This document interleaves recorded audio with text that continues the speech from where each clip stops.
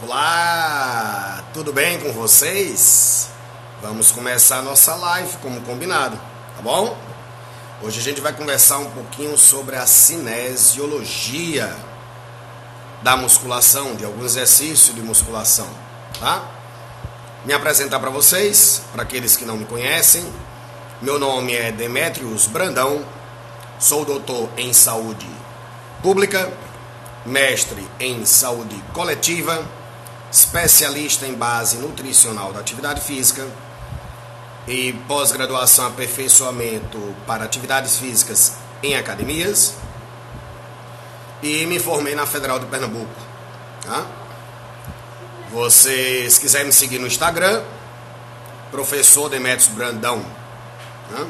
Facebook também, professor Demetrius Brandão, tá bom? E aí nós vamos hoje aqui conversar um pouquinho, aguardando um pouquinho o pessoal chegar, conversar um pouquinho sobre a cinesiologia da musculação. Na verdade, não existe uma cinesiologia só para musculação. Quando a gente fala em cinesiologia da musculação, nós estamos falando em análise dos movimentos que ocorrem dentro da sala de musculação. Se você é um professor de educação física, você trabalha com musculação, convida teus amigos que também trabalham com musculação para vir assistir esse bate-papo nosso sobre musculação. Hoje nós vamos conversar especificamente sobre os movimentos de membros inferiores. Dentro de um treinamento de musculação, nós temos os chamados exercícios básicos e exercícios específicos. Por que os autores fizeram essa divisão de exercícios básicos e específicos? Eles concordam que os exercícios básicos são aqueles que utilizam grandes grupamentos musculares. Em geral, os exercícios básicos são aqueles multiarticulares, que envolvem duas ou mais articulações. E os específicos, como o próprio nome indica, vai trabalhar o andar da articulação. Então, se nós pegarmos cadeira extensora, flexora, mesa adutora, abdutora, se nós pegarmos leg press, stiff, agachamento, afundo, levantamento terra, nós vamos ter aí dentro desse grupo alguns exercícios que são chamados de básicos, que são aqueles multiarticulares, como leg press, como agachamento, leg de 45, rack machine, o terra, e vamos ter aqueles que são exercícios específicos, flexora, extensora, mesa adutora, mesa abdutora e o stiff, visto que os joelhos estão estendidos e o movimento ocorre na articulação sacroiliaca. Compreendendo essa parte inicial dessa classificação de exercícios básicos e específicos, podemos começar a conversar sobre a cinesiologia da musculação, voltada para os membros inferiores. Vamos começar com a cadeira flexora. Quando você realiza uma flexão do joelho, você vai ter em ação os músculos que fazem esse movimento. Se nós revisarmos aquela live que eu fiz falando da cinesiologia do membro inferior, nós vamos ter quem aí? Flexão do joelho, vamos ter semitendinoso, semimembranoso, bíceps femoral, cabeça longa e curta, vamos ter o gastrocnêmio, e vamos ter o músculo, que o gastrocnêmio é biarticular, lembram disso. E vamos ter também o músculo poplíteo participando dessa ação. Se nós pegarmos a flexão deitado, sentado e em pé, o que nós iremos ter de diferença de movimento é só o fato de estar sentado, deitado ou em pé. Mas em pé nós só utilizamos uma perna. Aí eu faço uma pergunta, dava para utilizar as duas? Não, Se você utilizar só uma perna deitado, você também vai concentrar em uma perna. A mesma coisa se você fizer sentado. Então, em termos cinesiológicos, em termos de movimento. Não há diferença cinesiológica, tá? Não estou falando aqui da questão das forças, né? Das forças gravitacionais, etc. Estou falando da cinesiologia. Estou falando do aspecto biomecânico, mas do aspecto cinesiológico. Não haverá diferença entre a flexora deitado, sentado ou em pé. Tanto faz você executar uma dessas três. Em termos biomecânicos, teremos a questão da gravidade, do grau de dificuldade. Em um você consegue colocar mais carga, em outro você não consegue colocar mais carga, tá? Que nós vamos ter diferença, é isso aí, beleza? Sejam bem-vindos, aqueles que estão chegando agora. Nós estamos conversando sobre cinesiologia dos exercícios para membros inferiores. E eu tinha falado aqui sobre a mesa flexora. Se nós pegarmos a mesa extensora, a extensão de joelho, ela é realizada pelo músculo quadríceps, nas suas porções vasto lateral, vasto medial e vasto intermédio. Professor Nathaniel, que bom vê-lo por aqui, né? Segundo o professor Elton Gondim, você é o criador do Drop 7, é isso, amigo? Um grande abraço. Então, nós estaremos, né, dentro dessa brincadeira aí, Nathaniel. Daniel é um grande amigo que a gente brinca muito. Um excelente profissional de educação física, né? E de nutrição, fez os 2 cursos, né? Tive o prazer de ser um orientador inicial da sua tese de mestrado. Então nós vamos ter aí o músculo quadríceps, né? Vasto lateral, vasto medial, vasto intermédio e o reto femoral, ou reto da coxa. Sendo este o último único músculo dessa região do quadríceps que é biarticular, que além da extensão do joelho, participa também da flexão do quadril e da anteroversão da pelve. Então, a flexão de joelho e a extensão de joelho, isso é a mesa flexora e a mesa extensora, são exercícios uniarticulares. Daí porque os autores chamam de exercícios específicos dentro da musculação. Se nós pegarmos a adução do quadril, a mesa adutora, nós vamos ter os músculos que participam dessa ação: pectíneo, grácil, adutor longo, adutor curto e adutor magro. Esse grupo de adutores, eles serão fortemente recrutados nessa ação. Lembrando que o adutor magro, né, pelo próprio nome, pela própria informação de ser magro, ele tem também uma porção extensora, né, que eu vou falar um pouquinho dela quando a gente conversar sobre o stiff, tá bom? Então esses músculos estarão envolvidos na ação de adução do quadril, denominada de ação específica, tá?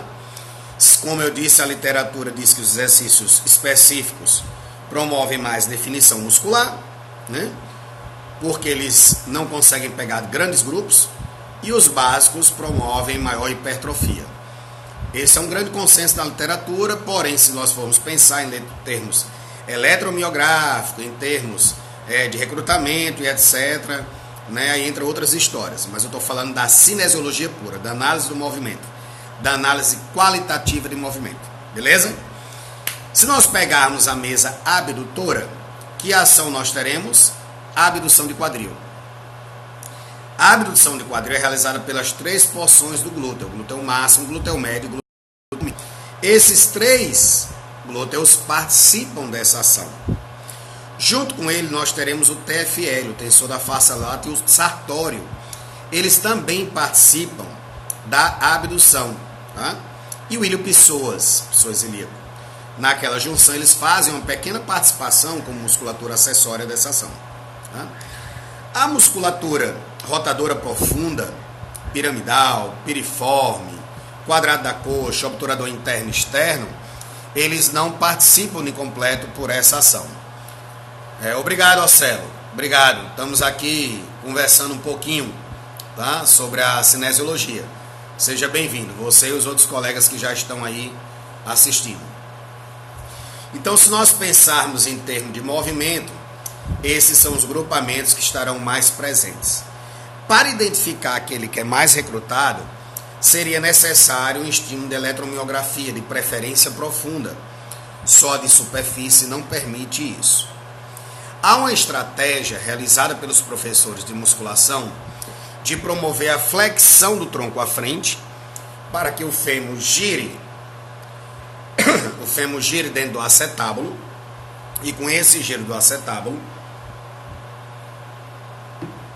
nós vamos ter uma ligeira rotação externa, porque o fêmur, ao se encaixar no acetábulo, ele não faz abdução acima dos 45 graus. Para isso nós precisamos fazer a rotação externa para poder liberar a região da cabeça do fêmur e dos trocantes, que eles batem na região superior, né? Eles encravam na região superior do acetábulo, impedindo com que ocorra essa ação. Essa estratégia de fazer o tronco à frente para realizar a abdução do quadril, ela não vai aumentar a ênfase nos glúteos, ela vai aumentar a ênfase na musculatura profunda. Por isso que ele diz, eu sinto lá dentro quando faço assim. Lá dentro, que ele está querendo dizer, ele está falando do obturador interno, do obturador externo, do quadrado da coxa, do piramidal ou piriforme, né, do gêmeo inferior e do gêmeo superior, que é um grupo de rotadores promovido por essa ação de anteroversão, né, de flexão do tronco, promovendo a anteroversão da pelve, liberando a articulação coxofemoral ou femoroacetabular, como vocês queiram chamar. Eu, por exemplo, não gosto dessa estratégia. Eu acho que vai pegar essa musculatura profunda, principalmente piriforme, e o encurtamento dos piriforme promove a famosa síndrome do piriforme, né? Que é exatamente uma ação de pinçamento do nervo ciático. O nervo ciático, se nós lembrarmos da anatomia, ele passa por baixo do músculo piriforme, tá? Então nós falamos aí de 3 exercícios específicos, né? Falamos da mesa flexora, mesa extensora, mesa adutora e mesa abdutora. Vamos começar a conversar agora sobre os exercícios básicos.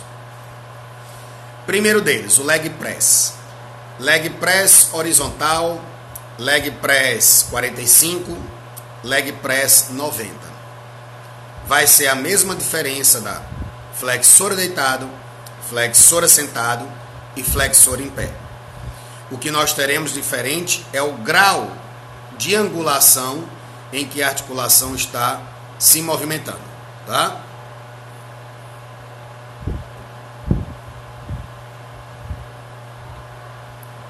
Obrigado, meu querido.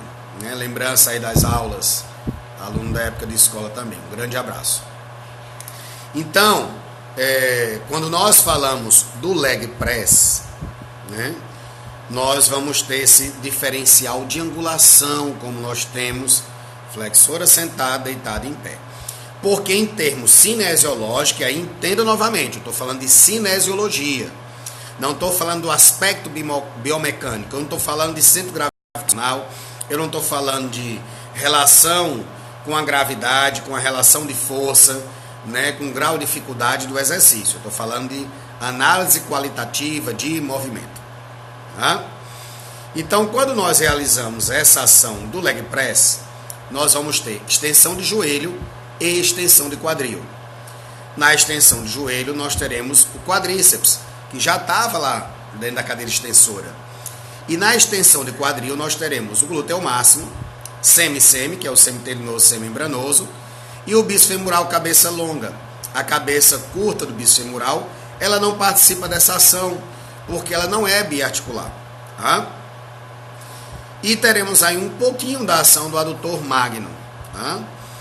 Então, esses são os músculos que estão participando da ação.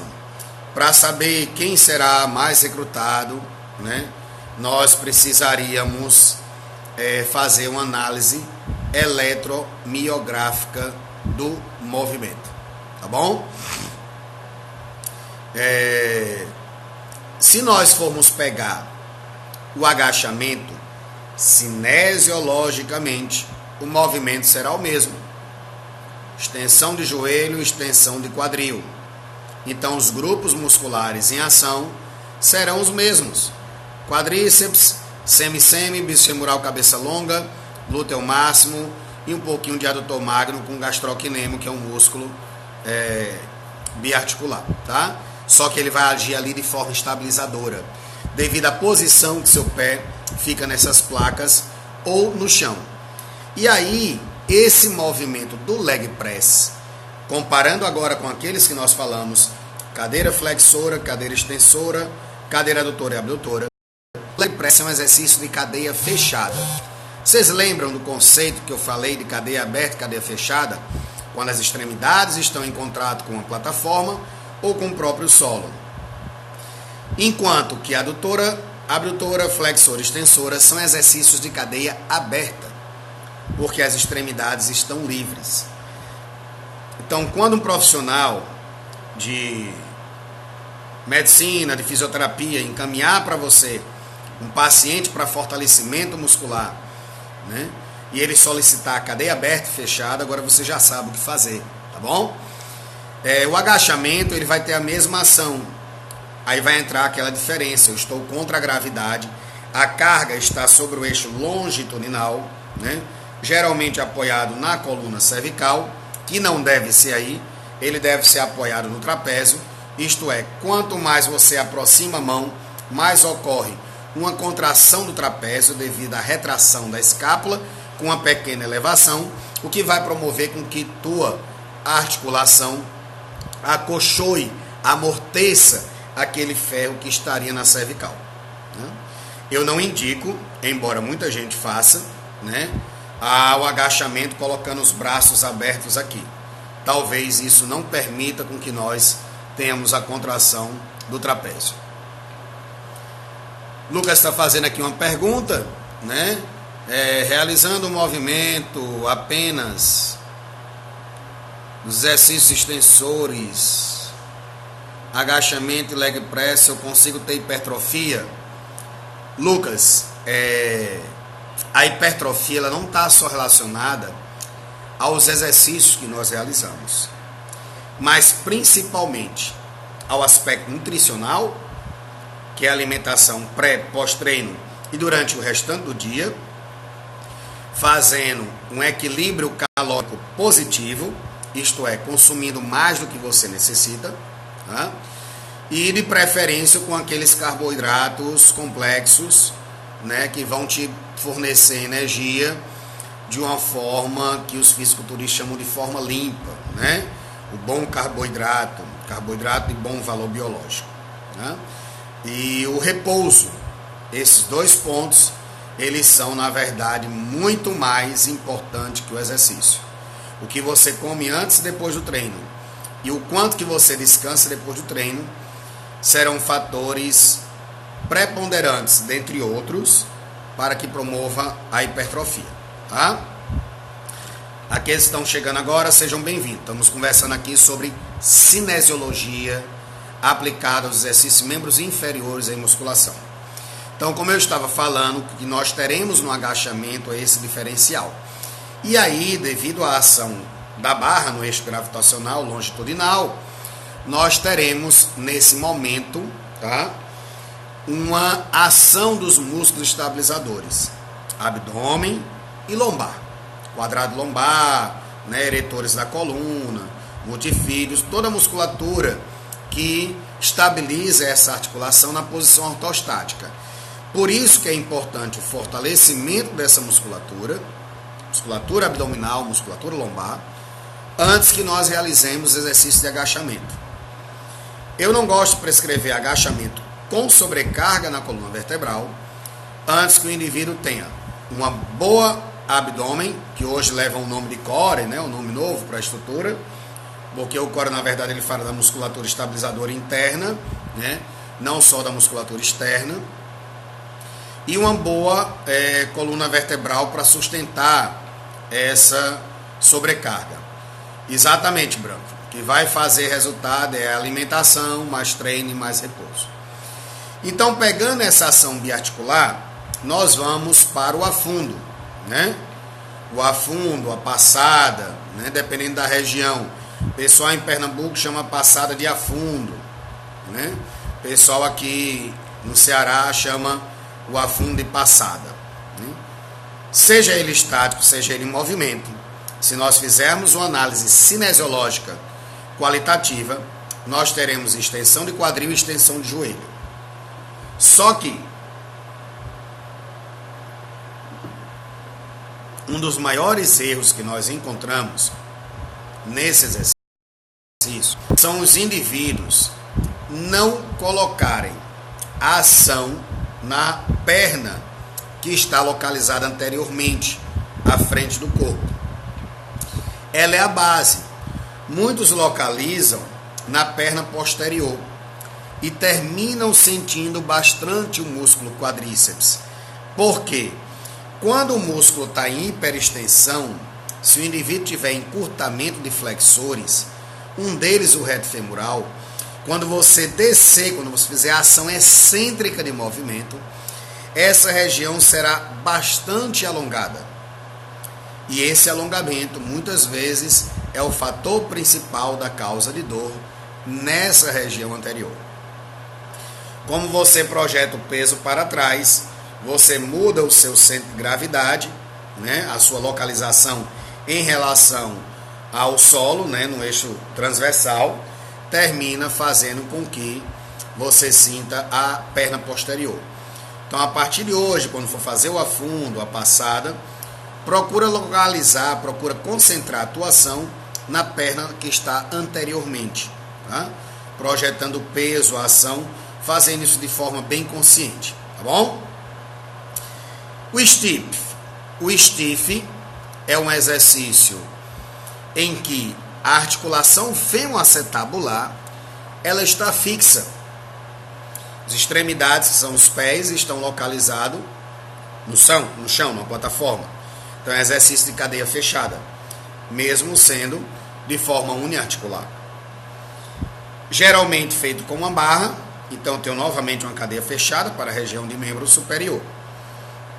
Onde eu vou estar fazendo o deslocamento, isso é, a retroversão da pelvis.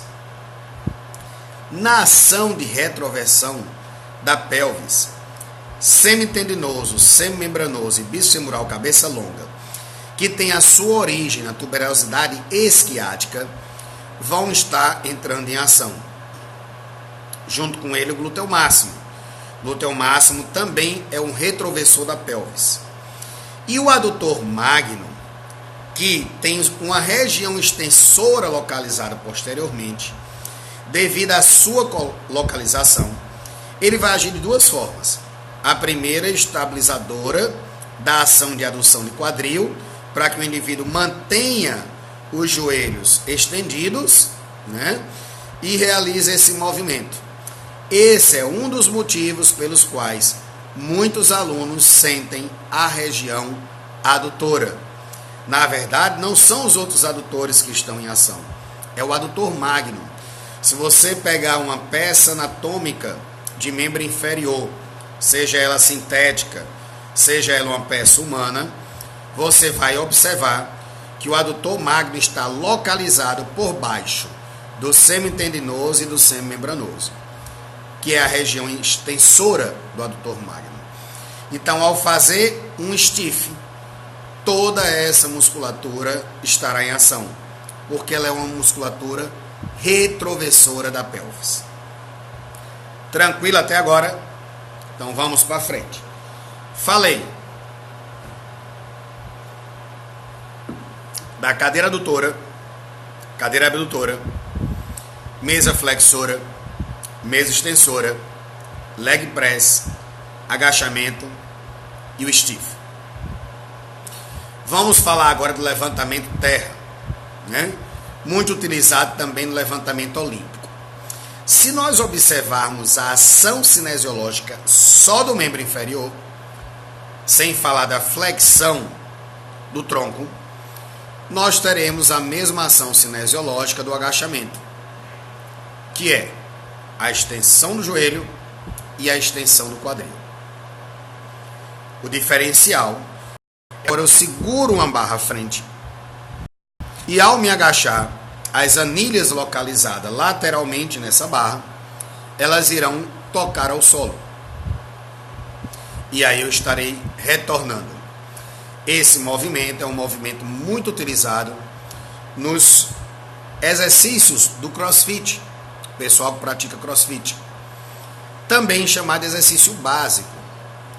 Então, se nós formos fazer uma análise cinesiológica qualitativa de movimento, sem fazer uma análise eletromiográfica, sem uma análise biomecânica, nós teremos as seguintes atividades: mesa flexora e extensora, plano sagital, flexão e extensão de quadril, né? Flexão semitendinoso, semembranoso, bíceps femoral, cabeça longa e curta, poplite e gastrocnêmio. Extensão, quadríceps, porções vasto medial, vasto lateral, vasto intermédio e reto femoral.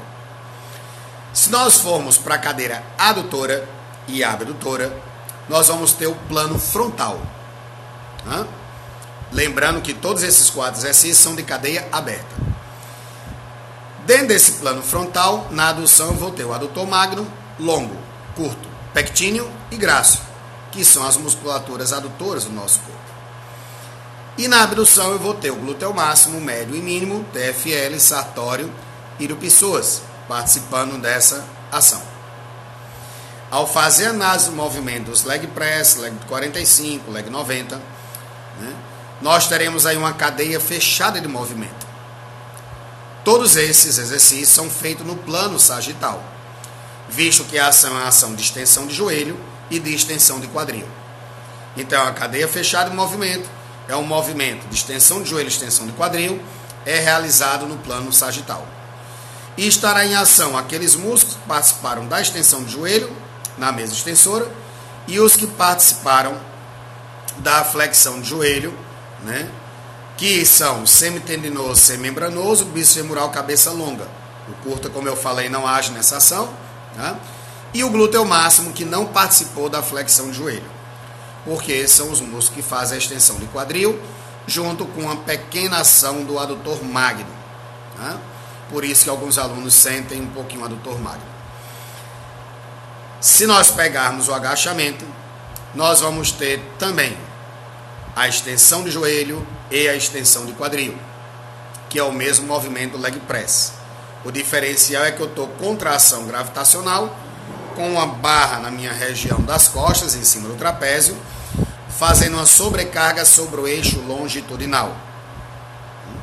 E isso faz com que a musculatura estabilizadora da região abdominal, né, hoje chamada de core, e os paras vertebrais, eles necessitem contrair-se isometricamente para a sustentação dessa ação.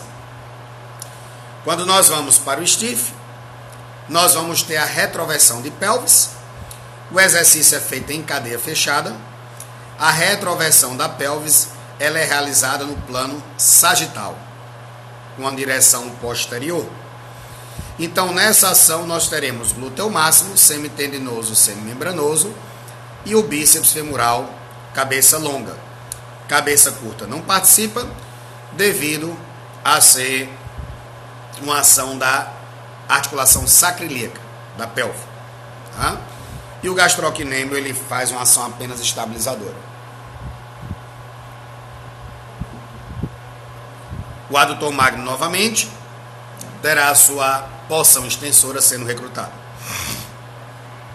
Ao fazermos o movimento de terra, né? Levantamento terra, também utilizado no chamado levantamento olímpico, nós vamos ter uma ação biarticular, que é a extensão de quadril e a extensão de joelho, tendo em ação os mesmos músculos que participaram do agachamento do leg press. Quando nós realizamos uma flexão plantar do tornozelo, seja no leg press, leg 45, em pé, tá? Nós estaremos utilizando a musculatura flexora plantar, que são os gastrocnêmios, o sóleo, tibial posterior, flexor longo do hálux e flexor longo dos dedos. Tá? O plantar delgado, ele também vai participar dessa ação. Qual seria então a diferença de uma flexão plantar no leg press, leg 45, em pé, para uma flexão plantar sentado? Ao realizar uma flexão plantar sentado, o gastrocnêmio vai encurtar, porque além de fazer a flexão plantar do tornozelo, ele também faz a flexão do joelho. Isso vai criar uma insuficiência da musculatura. Então, por ele estar encurtado, ele não vai contrair-se adequadamente.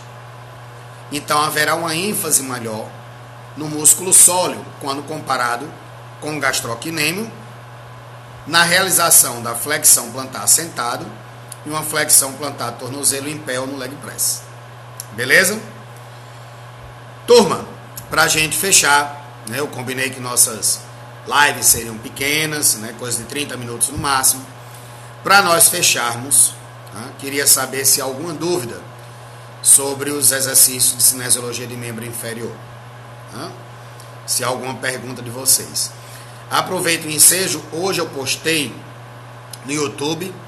Quem ainda não assinou meu canal, assina meu canal do YouTube. Tá?